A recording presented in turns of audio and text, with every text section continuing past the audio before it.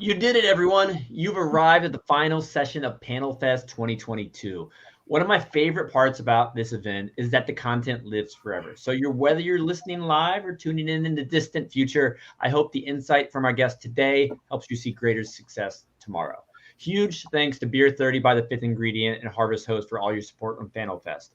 But first, now it's time to talk about beer and liquor, and let's meet our guest. And Dave, because you are to the right of me, you get to give your introduction first. Woohoo! Hey guys, my name's David Sheets. I've been involved in, 60 projects right now. I've owned my own brewery, I've sold my own brewery, and I operate a Facebook group called Brewery and Planning that has about a little over 10,000 of you members out there. So I hope that you've joined craft beer professionals. In addition to all of that, I provide funding for equipment, for SBA loans, for anything that a brewery or distillery or winery might need to actually get operational. And David, where in the world are you and what are you drinking right now? So right now I am sitting just north of Atlanta, up in the mountains a little bit, and I am drinking a very nice old-fashioned, brought to you today by Woodford Reserve, Woodford Wheated Whiskey. Sounds fantastic. Well, thanks for being here, David. Denise, you're up.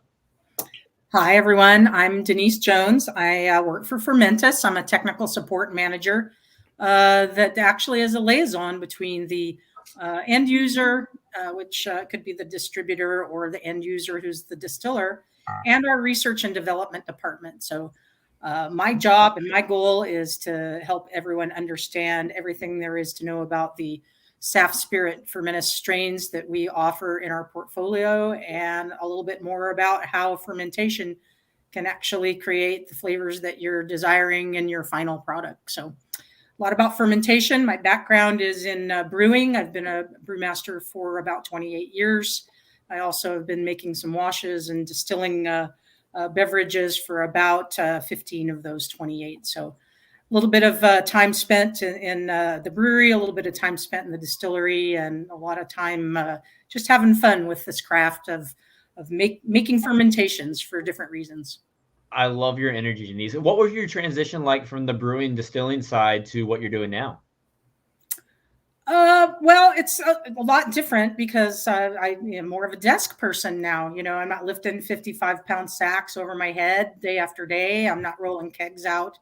It's just a different type of a lifestyle. It's not a production lifestyle. It's just much more subdued. I have to admit, in the time of COVID, it's kind of a little bit different, but I'm kind of glad too that I can work from home for the most part. I do travel quite a bit. My territory is the Americas, so South America to North America and everything in between. And our headquarters is in France, so a lot of European travel. So I travel a lot. I talk a lot. I'm sure Brendan can attest to the talking a lot. I used to work for Brendan, so he knows I talk a lot. I love it. And you're helping other breweries and distilleries be more successful. Now, last question, Denise, what are you drinking right now? Currently, I'm drinking a Whistle Pig piggyback, but I'm going to probably move my way into something that I brought back from Germany that I made at Weirmann. I used to work at Weirmann Specialty Malts in Bamberg, Germany, and I was their master distiller and one of their brewmasters. And so I created a couple of products that I eventually was able to bring home. Fantastic. I would love to hear some of those stories someday. Yeah, sure. Brendan, you're up. I'm excited that you're here. Well, thank you very much. And hello, everyone. My name is Brendan Moylan, and I am a beer and whiskey enthusiast, probably more than anything else, maybe more than anyone else. And that led me to a career owning a couple of breweries, one of them which I still have, which is Moylan's Brewery in Novato, California, where we had the pleasure of Denise working for us for quite a few years. During the heyday, the beer business, which we all have in the distillery business, came along. 18 years ago, we opened up Stillwater Spirits up in Petaluma. We make whiskeys under the Moylan's name.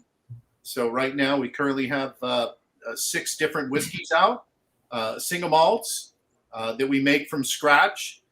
We also have some bourbons and ryes, which are part sourced. and part our juice, and they're blended and finished and bottled by us. It's a very fun and rewarding and dangerous business, but we're here to, I guess, tell some stories today. So I usually got a couple of good stories here and there.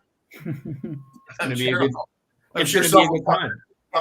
Come out of my lips before the day's over. But anyway, welcome everybody. And Brendan, what are you drinking tonight or this afternoon, I guess? I'm drinking what Brendan drinks, the normal. I've got first off, I barely have any of these left. My wax paper beer cups. Oh, the goddamn factory stopped making them. Oh no. They're so old fashioned, like myself. But I have a few rare ones still left, so I'm still hanging in there. I think I have 2 left in the house. It's tragic, I tell you. Use them wisely. I know. So I'm drinking a little Kelt's Golden Ale, and then I'm also drinking a little Moylan's. It's a American whiskey finished in a sherry barrel. It would have been a single malt, but because in America, the new wood, old wood thing, and see how as a normal thing for Brendan, the phone's ringing. Uh-oh, it's the pub. All right, you guys, let me answer this. It must be busy when you're running a brewery and you're running the distillery as well. So in the panel right before this, we were talking about trends with adding fruit to beer. And one of the panelists said, for a distiller's license, there are more problems than they wanted to solve, which is why their brewery didn't decide to go into distilling. Dave, looking at all the conversations with brewers that you had, what are the reasons a brewery should consider adding a distillery? Additional revenue. I would seriously consider adding distilled spirits to my brewery if it works well, number one, with my business plan. So my overall vision of the business has to be absolutely on point. This isn't a Hail Mary to save your business. This is an additional thing to add to your business. So I would definitely do it if you've got the ability to incorporate it into your vision perfectly. And then I would also do it absolutely if you've got the talent and resources to do it. So this is a additional revenue stream that can absolutely open up the world of possibilities for your brewery. Oftentimes in the brewery space, we kind of get our blinders on and start thinking about just beer. But the beverage alcohol world is so much larger than that, and giving yourself the opportunity to play in more than one space really gives your business the opportunity to grow. Having said that, like I say, I would enter it with caution, with understanding how it interacts with the vision of your business and how it affects your customers. And then also whether or not you do have the resources to properly implement it so that it'll be successful. And Dave, in your interactions, well, first off, you mentioned that you got to have it in your business plan. It needs to be part of that roadmap. But do you see breweries launch with a brewery and distillery to begin more, or do you see it, as they add the second entity further down the road? I'd say most of the breweries that I'm doing right now are entering the space with distilleries. Of the consulting clients, I have 12 right now. Of that, I'd say probably 8 are entering the distilled space as well as the brewery space. Of the loan clients I have, I don't think there's any that I have that aren't entering the space. I think that everybody is looking at this, whether or not that's immediately or it's a year down the line.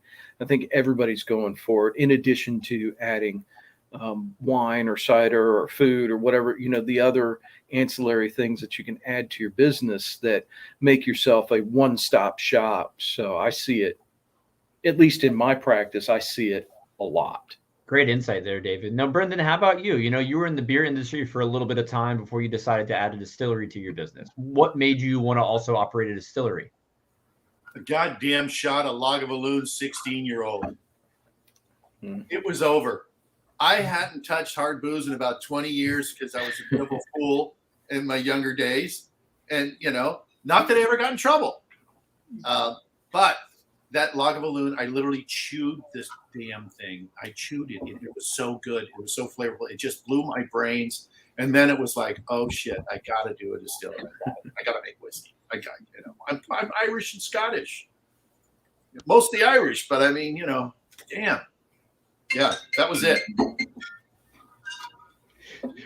So once you had that shot and you decided that you wanted to add it to your repertoire, how long from that initial inspiration to actually adding it did that take? The planning phase was probably about a year and a half. It took us about a year to build out and put the still in and get everything organized. And then having the brewery already, we could start making single malt style whiskeys, barley whiskeys right away. And so that's what we did. And then we were dabbling in vodka and just about everything, grappas. We're in the wine country, so grappas and brandies and eau de vies and different things. We did some fun stuff like, hang the bottles on the trees and, apple brandy and pear brandy. And we've done just about everything.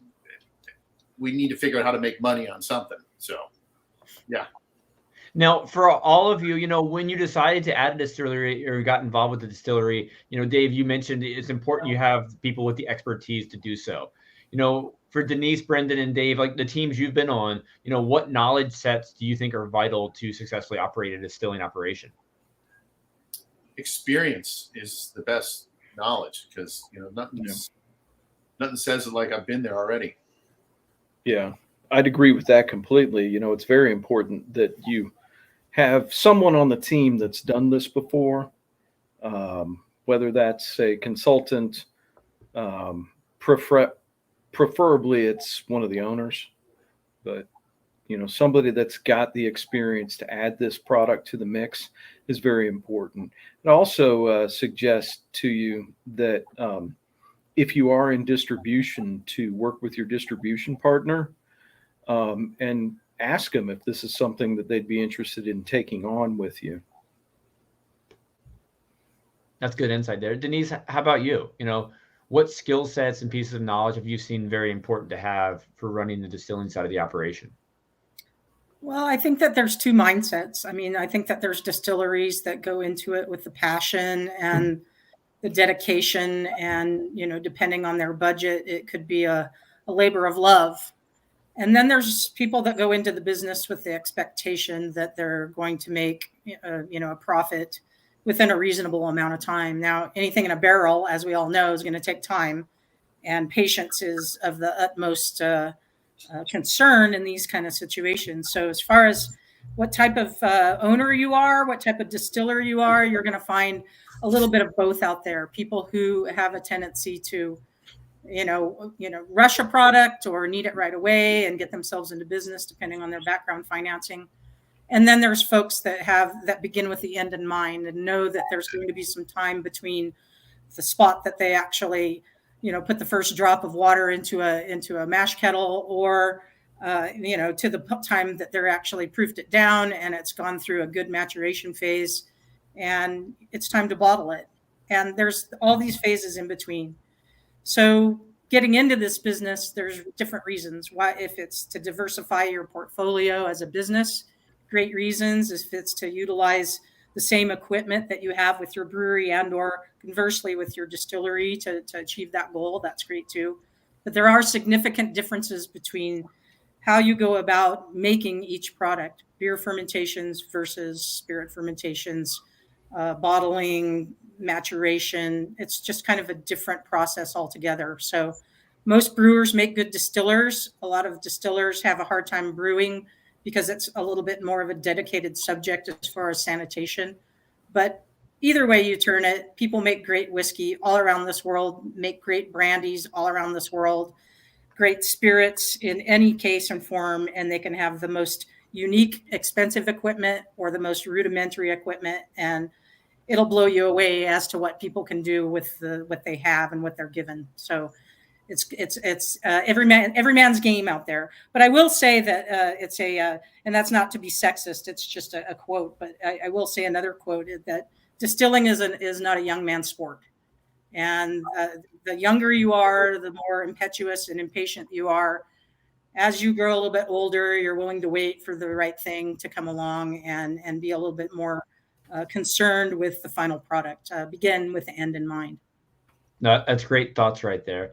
Now, you mentioned diversification, and so many breweries these days, like Dave alluded to earlier, are trying to add everything they can to attract new and a larger customer base. Whether it's adding food, doing different events, seltzers, adding distilling. These are all ways we're trying to attract more people, and it comes down to your customers. And Dave, you had mentioned, ask your distributor. Is this something that they want in their portfolio? And Brendan, I'm really curious. In your experiences, when you added distilling to what you do, is it similar customers, different markets? What are your goals and who are you trying to reach? Wearing, each different hat. Well, the fucked up part is I'm in California. Excuse my language, but California has liquor laws that are set up to inhibit the small distiller, the small brewers. I can't even sell you a bottle of whiskey at my distillery legally. I can't sell a bottle of whiskey at my brewery, restaurant, pub. I can't get a liquor license because I have a distilling license. So there's all these incredible restrictions. And then it's easier. Sometimes to sell to a foreign country than to sell to the next state over, because the next state over is just like a foreign country. Yeah. Liquor laws are set up because the big distributors have paid off the local lawmakers and have made all the laws in their favor. If I was a smart man, I would have opened a distributorship because the laws are already in my favor. Instead, I end up with brew pubs. I get 88 lawsuits. I get sued. The crazy guy with the dog, the old lady with the broken tooth. Employee lawsuits. All this crap that you have to go through as a business owner in California, because we're, so forward thinking. But it's very frustrating sometimes, but it's also an incredibly rewarding profession. I love what I do. I enjoy the hell out of it. And what was the real question? Do you see your customers for, let's say, the brewing side of things as the same customers that you're making for your? They could be. They could be. They could be. But a lot of it at the same time. No, beer people, if you're kind of a beer person, and just like Denise says, I think with age becomes an appreciation of whiskey and also a certain understanding how dangerous whiskey is. Whiskey's dangerous. Spirits are dangerous. And so we have to be careful with what we do. I enjoy the hell out of them. But I also am respectful of the danger involved with alcohol. And when you're dealing with spirits, I'm tasting high proof. I'm not a spitter. We're tasting hype. There's got to be a way to do it. It's dangerous world, but it's a lot of fun. But you have to be, and you shouldn't have any alcohol issues in your life, and then get into this business, because it's the real thing. Absolutely. No, Brendan, you touched on like the legal side of things, the challenges with distribution. Dave, what have you seen on that front? You talk to a lot of people. Yeah. So I see a lot of regulatory issues depending on the state. Some states are really, really, kind to brewers. Some states, every state has a different set of rules to play by. And, over my 20 years or so in this business, the thing that I've come to realize is that there is a way to make money and be successful within those boundaries. Each business has to pick and choose, the specific things that they know will maximize their return on their investment. But very, very critical that, especially now with kind of the changing moods of craft and, how the big guys are coming in and muscling their way in to try and, present craft and crowd us out and stuff. It's very important that you have conversations with distributors, that you have conversations with, your local authorities, things like that, see what's available for you. But I will say this, as somebody that has had, championed laws being changed and had much success in some of those areas, it is also possible though time consuming and long, it is possible to get laws to change. So I think that it's an underutilized fact of our industry that we have the ability to advocate as small businesses to our locality that will then help change laws, not just for ourselves, but for everybody else. We realize that competitively, we want to keep everything to ourselves, but if you got to change a law, get a law changed. Georgia's had so many laws changed. Lately it's been wonderful. I started where we still can't self-distribute. But when I started my brewery in 2013 and I sold in 2018, but when I started it, we could not sell beer. We had to give you a tour and then, sell you a tour and then give you some beer afterwards. And SB 85 came through. And then, just sort of recently, 3-4 years, we've had the ability to add distilleries to our, to our wish list. And now we've got plenty of breweries here in town, in Atlanta, and outside of it, adding distilleries, adding wineries, doing things like that. Your local, economic development director should be your best friend. Your local council should be a great friend. You should get to know the revenuers. I have an incredible relationship with many revenue agents across Georgia, as well as different states, and things like that give you the ability to change things. Now, I will say this, Brendan, California, you're on your own. You got that. California changing laws. Well, Dave, we're going to invite a new friend to the conversation. We've got George with 3 Knots Brewing joining us right now. Now, Hey, George, welcome to the party tonight. Do you have any drink in your hand at the moment? I do. I'm asking for a beer, and I've got a little bit of a beer right here. But I first need to offer my apologies for running so late. I've been buried today, and unfortunately needed to put some things to bed before I could join. So I'm terribly sorry. No, we are glad you're here, and you're here at a good part in the conversation because we're talking about a lot of the challenges that come with, adding a distillery to your business. And, 3 Knots Brewing in Virginia has been open for quite some time now, and you've made the decision to add a distillery to your business. Why did you decide to, add distilling to what you do? Oh, I mean, I guess for a myriad of reasons. So first off, I would say a lot of it is consumer driven. Craft beer is an old brand in general, and consumers are evolving, and constantly we look to research what, let's just say that the 16 to 24-year-old demographic is into, and you can make a reasonable argument that beer in general, the category, isn't going to grow ever again. And if you look for any habitual indications on a younger drinker's just behaviors, you recognize that they're gravitating towards spirits and towards health and wellness oriented, low sugar, lower carb beverages, and beer and craft beer is just not in the bullseye of their interests. And so we've researched it a lot. We've been on this effort for a few years now, and so thank you. Excuse me. And so what we essentially decided to do was dive in, and that was a couple of years ago, and it took us a long time to, one, find the right opportunity, two, capitalize the distillery sufficiently, and then three, candidly, find high quality liquid. And so if I had to answer your question simplistically, we did it for the consumer, but underneath that, there's quite a bit more. No, through this process, has there been any surprising challenges you've come up against? Yeah.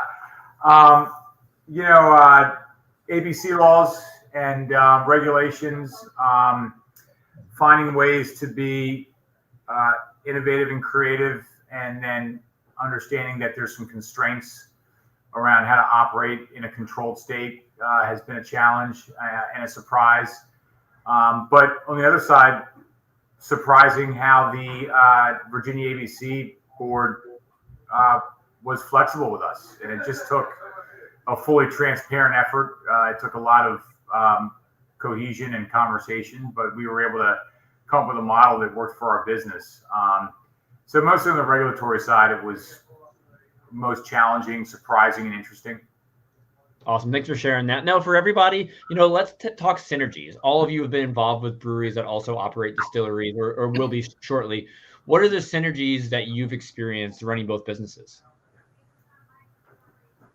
And at this point, anybody can dive in. Just the ability to use, like for us, it was the ability to use that brewery equipment to make the whiskey washes. Yeah. So that when we built the distillery, we didn't have to have a mashing and fermentation as part of the process there. Even though, and at the same time, we were still able to control that part. Yeah, common infrastructure is always going to be to your benefit because you already have all of your ancillary equipment. You have all of your internal brewing equipment. And again, I think it's easier for a brewery to venture into distilling versus the other way around. It just seems that, most folks that go into it from the brewery end of it already really know the hard work it takes to make really good beer. If you're in business for a long time, you're on top of your game as far as, quality product, a repeatable quality product. And that's just, in my opinion, a great training ground for being a great distiller. You have to pay attention to detail, but there's just an extra dimension to it, especially if you're making something that's going to be in a maturation state. So it takes what you already know as a brewer and extends you beyond that to a different realm. It keeps you interested in your craft, and it gives you just another reason to get up every morning and challenge yourself to the next the framework of who's our customer. Well, it's evolving. Let's evolve. If it's the young person that you're trying to get a few dollars from, great. But if it's the more mature individual that is going to spend $100 for a bottle of nice 6-year-old whiskey, then let's go after that too. I think there's ways to get to both points simultaneously, and you don't really need to rely on one framework to get you to that point. I think that as we talked about a little earlier, the ready-to-drink style conditions are better suited for the distilling world, coming from an alcoholic beverage that's been distilled versus a seltzer that's been fermented. I think there's just more quality in the can and longevity. So I think that that's where the expansion of a lot of your distilling ideas with breweries in mind, I'm going to see a lot of that in the future. And I just challenge people to make interesting products, understand what the product that they're looking for is and how to go about making it correctly. I think that there's going to be a lot of movers and shakers that know what they're doing. And there's going to be a lot of that middle ground, that learning curve of the new distiller who was a brewer before, but still is, really struggling to find that true north that they're looking for. So it takes all kinds. Everybody likes different things. I think that the main thing that people should consider if they're going to do stuff like this is begin with the end in mind, but also keep in mind what resources are available in your area. If it's apples, if it's grains, if it's hops, if it's just really good water, there's a lot of different things that you can capitalize on and make your distillery unique and make your product unique within that. Awesome. Thanks for dropping all that wisdom on us. Now, Dave and George, what's your experience with or what's your plans for, ready to drink cocktails? George, is that something you plan to launch as your product line? Yeah, I mean, I don't know is this just a panel or are we talking about a live panel in Craft Beer Professionals right now? A little more people than you talk to in Virginia Live. Okay. I mean, ready to drink cocktails is an absolute shit show. I think you can look for some pattern recognition for how craft beer grew, and how retailers adopted SKU and shelf placements, very easily and readily.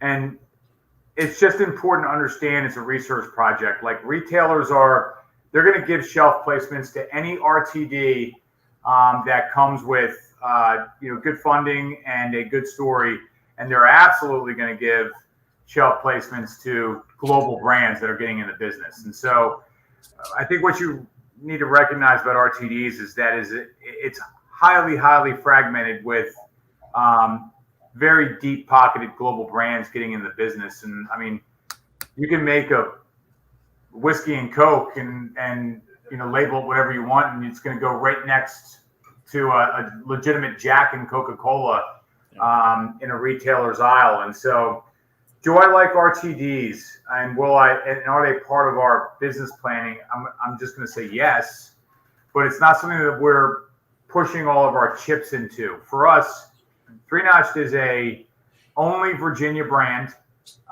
We self-distributed for several years just so that we could build retailer relationships and sincerely supply product at like the finest quality possible to our consumer.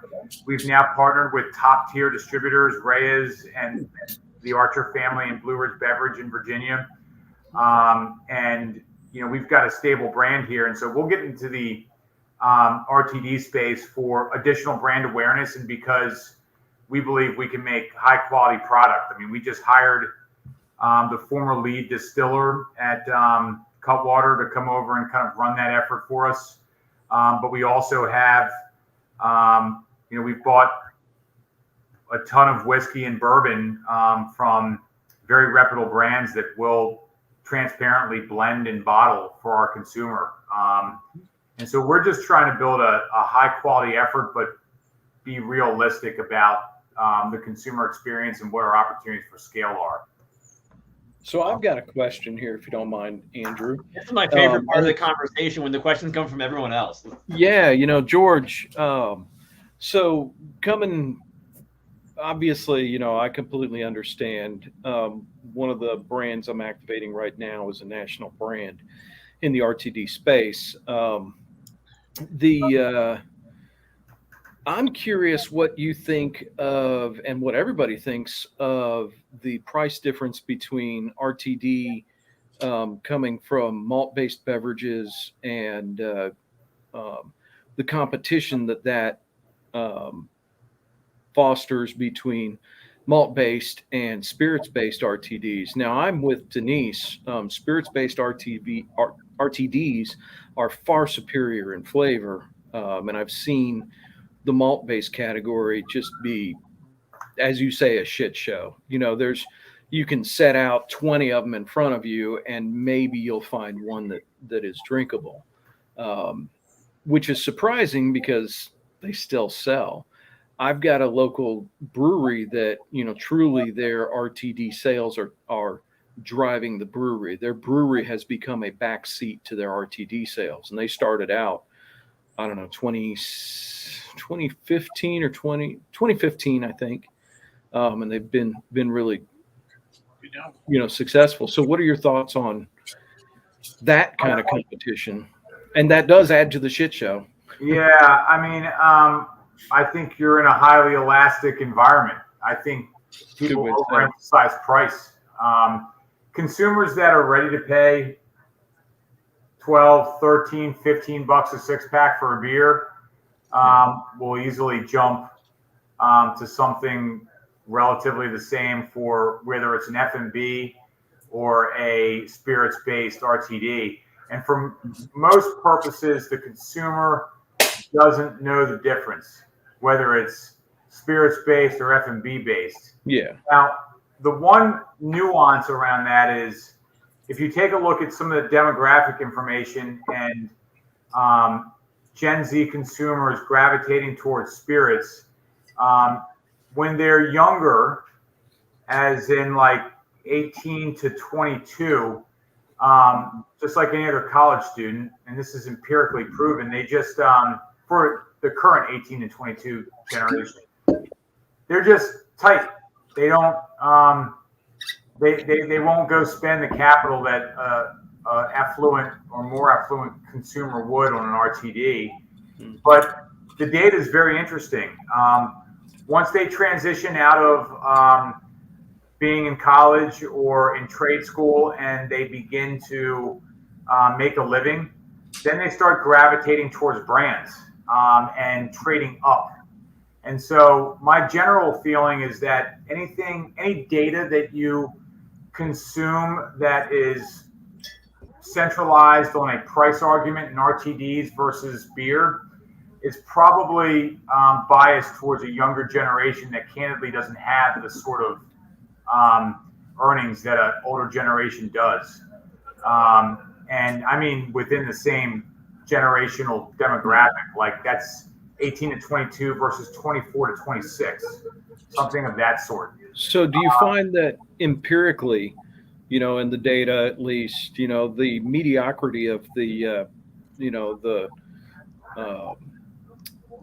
seltzers and, the RTDs that have been out there for a while, do you find that, that's hurting our ability to,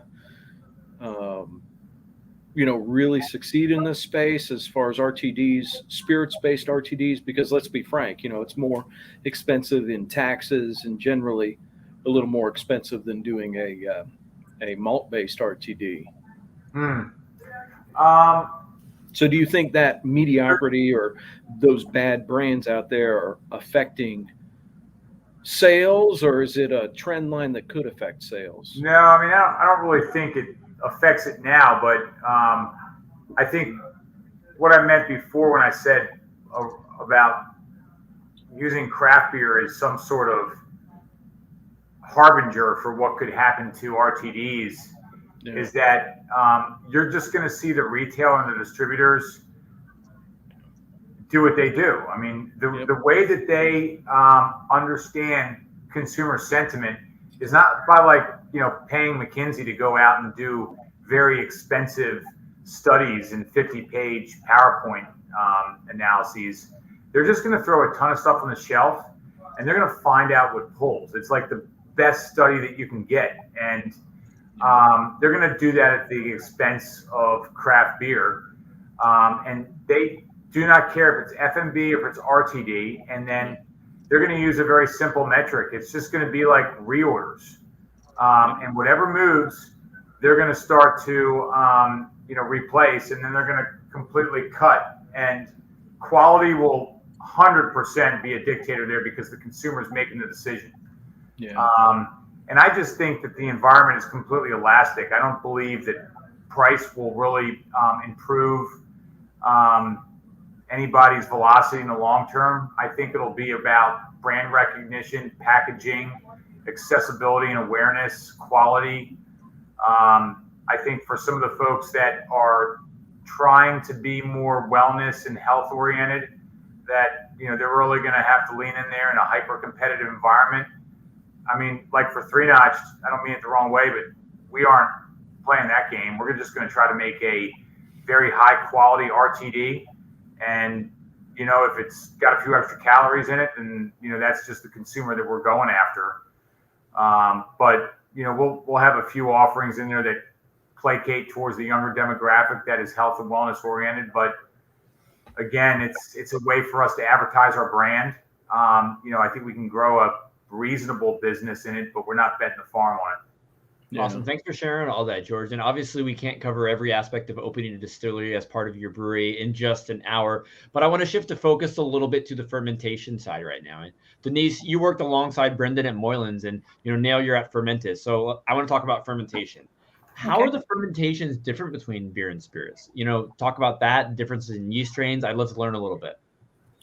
Well, most breweries have a mash tun, and a lot of small craft distilleries may or may not work on all grain fermentation. So there is a significant difference between if you will, a filtered mash, like we would work with in a brewery, and a all grain mash. And so there's differences not only in the process design, but also differences in how the flavor definition really is ascertained. As far as yeast itself, these yeasts that we use for distillation are all really selected for a different reason. They're not necessarily selected for the same reasons that you would select a beer yeast. Most often, you're going to be selecting it for efficiency, to be able to ferment completely at warmer temperatures typically. You want to create alcohol, ethanol, but you also, in a lot of cases, especially in maturation alcohol, you want to create different metabolites, some different esters, some different characteristics called congeners that will then, during distillation, concentrate, and then during maturation in a barrel, reconcentrate and reconstitute as other esters and transesterifications, coupled with the microoxygenation of a barrel, coupled with the ethanol content, the water content, the evaporation rates, the seasons, all of these things come into play. So fermentation itself really sets you up. It really is the base work, the groundwork, the flavor work that you do before you really enter into the final character of a spirit. The selected yeast strains could be for different substrates. Some work better with molasses, some work better with grain, some work better with fruit, some work better at higher temperatures, some work better at different pH levels. Some can work at high gravity levels and high temperatures and have high osmotic pressure capabilities to be able to continue to ferment in the most stressful of conditions, which is often the condition that you're going to find in a fermentation for the distillery. So a lot of the things that you wouldn't do with a beer, you certainly do with a spirit, with the main exception of some of the fruit spirits that you want to keep clean and true to form.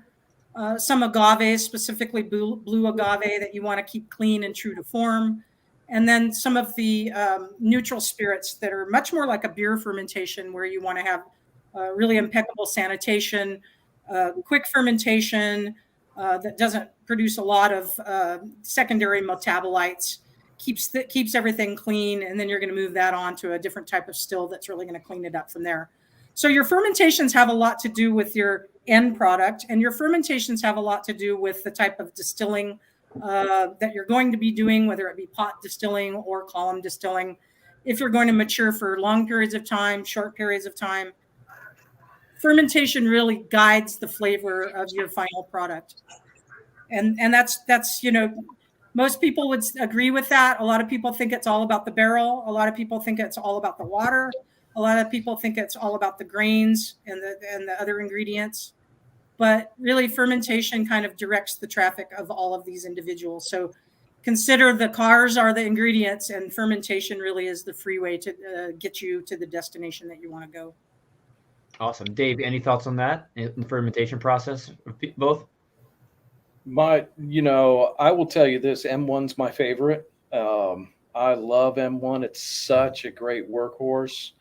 And I can't tell, quite frankly, Fermentis is all I really am interested in using in my distillery projects. So it's very, very high quality stuff.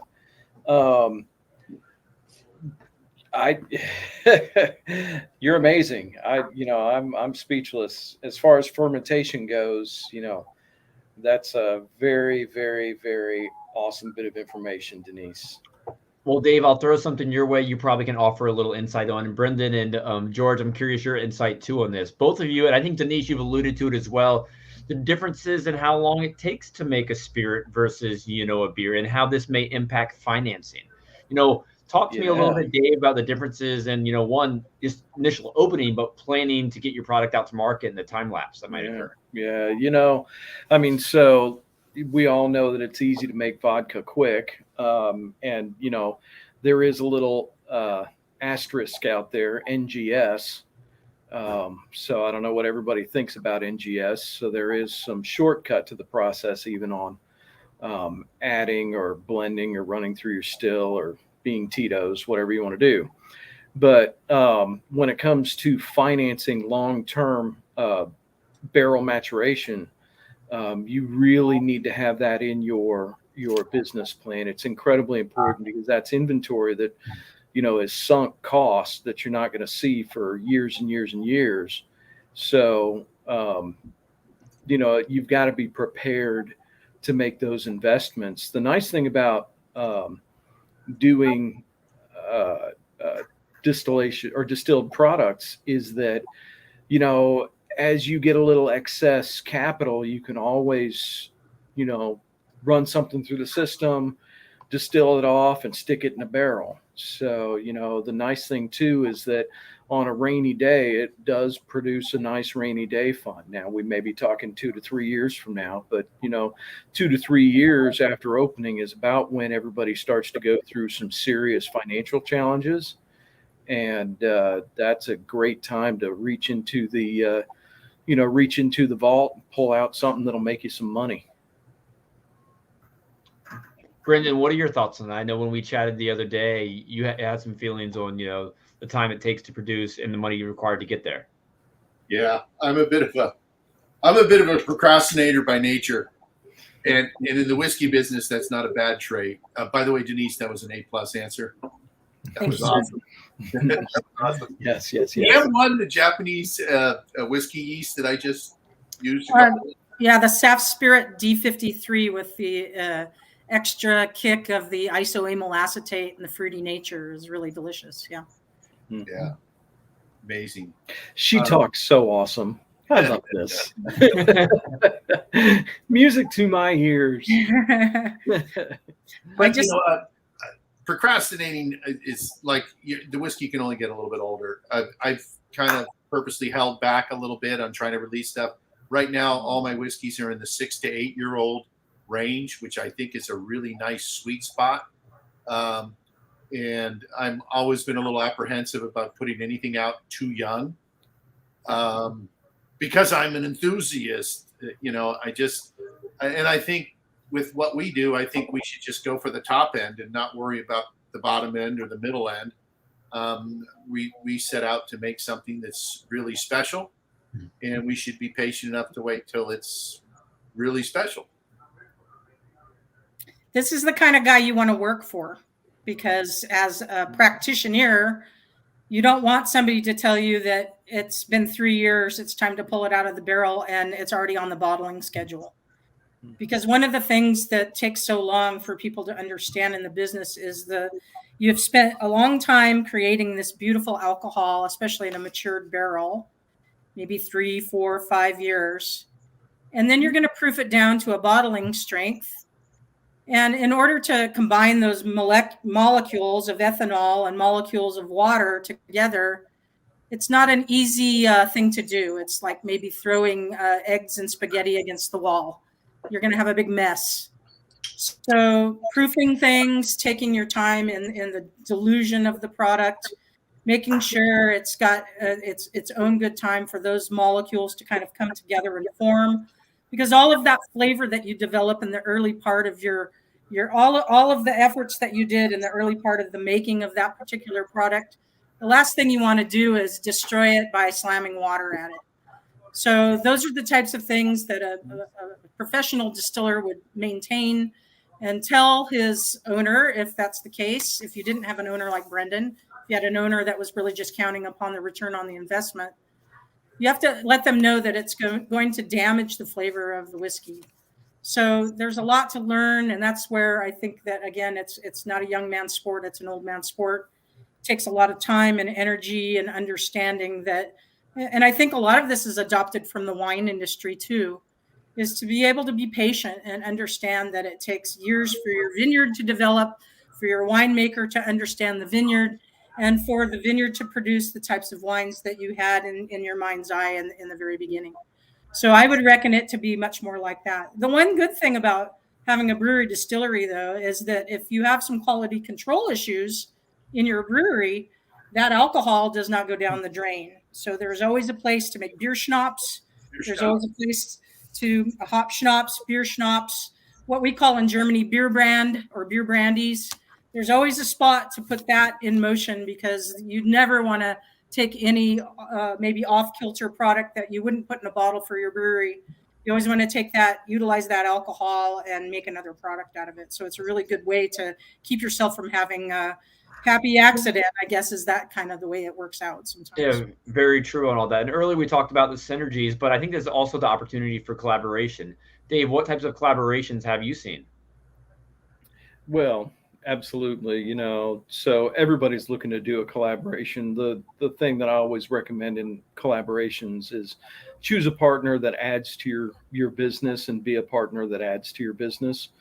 Or adds to their business. So if you're doing a collaboration, you want to be somebody they want to do business with, and you want to have somebody that you want to do business with. So very important on all that stuff. I love what Denise was saying too, because this is the rub. This is the essence of the distilled spirits industry, is that first it's a business, and there's passion all throughout the business. The only thing you can possibly do is release incredible products. So if for some reason you release something subpar, below 100%, you're only damaging your business. So you need to rely on your master distiller. You need to rely on the science in there. You need to rely on this is a great product, and then go from there. That's the ground floor. And I see oftentimes, just as Denise brought up, and even as I alluded to, that you may want to have the sense to rush a product out too fast. And I would encourage no one to do that. But I would also encourage everybody to keep this in your business plan. How do I manufacture products? What is it that I've got in my arsenal that can go out there and help me make payroll? Because at the end of the day, we're all in this not just for the love of it, but for the lifestyle that it provides to us. Come on, Brendan is just an enthusiast down there. Oh, Brendan's amazing. His stuff is incredible. That's the crazy thing. So, my businesses owe me a lot of money. That's all I got to say. Yeah. So, when you start producing beer, you start producing spirits, that comes to reporting. What are the differences in reporting for beer and liquor? Oh, my God. Let me tell you. I was on the phone today with the TTP and the pay.gov. I knew you'd have something to say. Shut me out. They shut me out of my pay.gov account once again. Oh, my God. How many times has that happened? My God. Yeah. It drives me absolutely insane. I once got an email from the TTP saying, "Don't ever say that again," from one of my phone messages. They were very upset. God bless them, but they drive me insane with their rules and their paranoia over the internet. I've been shut out of my distillery internet connection for 2 months. I can't file my damn reports. And I can't get a username out of them or a password out of them or a password reset. Even though they shut my password down, then you try to get a new password, and it's another story. So outside of them being a little bit stricter with the distilling passwords, what other, challenges? Paperwork is brutal, though. No, the paperwork's brutal. Yeah. I used to think the beer paperwork was bad. And Denise, who did the paperwork at the brewery? Well, I always counted stuff and gave you the paperwork, although I have had previous jobs that I have filled that paperwork out. I will tell you that the biggest difference between the two is, yes, there's more paperwork, because in brewing, you just, count your grains every quarter, your ingredients every quarter, have a quarter report upon what you've produced, what you have left over, and that has to jive. And you also have to do reports that pay your taxes on a regular basis that really are about what you produce. But when it comes down to distilling, you're actually doing paperwork from every step of movement.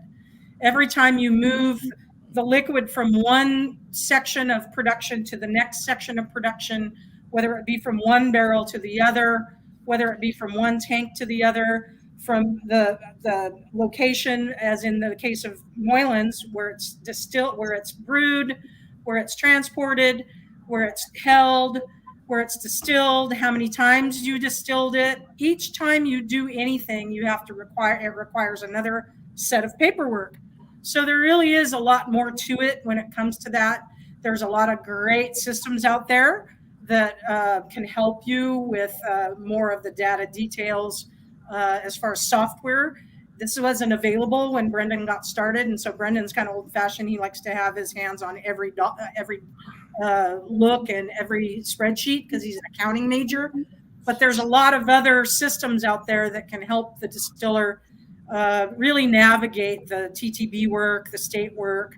It costs money, but that is something if you would rather pay attention more to other aspects of your distillery, those things can be essential in helping you be better at what you do and be a little bit more focused on the job at hand rather than all the extenuating circumstances of taxation and regulation. Great, Denise. Now, we've talked a lot today about all the challenges and the work that goes into operating a distillery. Now, George, you're about to launch that angle of your brand. What are you most excited about? I'm most excited about seeing the product of several years worth of work. We've hired a great team.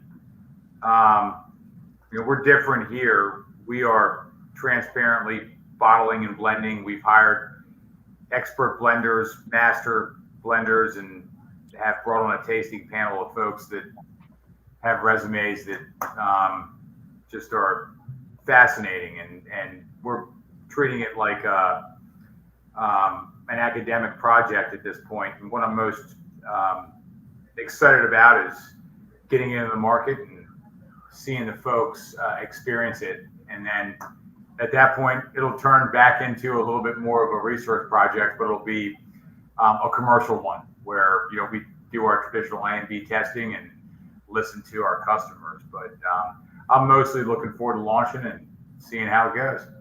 Well, I'm excited to touch base in a year and hear how that progress is as well, and try it, of course.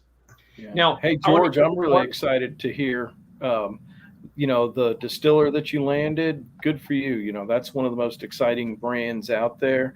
Some of the, I'm not sure if I love every product, but hell, if you'd had every one of my products, you'd go, maybe not. So good for you. I want to say, congratulations on where you're at and what you're doing, and way to go, brother. Oh, thank you very much. Well, I appreciate all you being here today. I want to end with one final question. We'll do this somewhat rapid fire. A lot of people are considering adding, distillery to their brewery these days. In your opinion, if you had to pinpoint one thing or give them one piece of advice, Dave, because you're to the right of me, you get to go first again. What's that tip you're going to offer to someone considering adding that distillery? Nail your vision, nail your marketing plan, and absolutely produce amazing spirits. I like it. Short and to the point. Denise, how about you?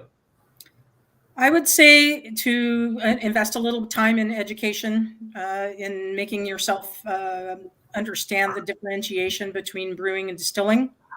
And I also would say, come see me and let me help you understand the differences in fermentation and how you can achieve your goals to your final visions of what type of products that you really want to have, whether they be short-term or long-term goals.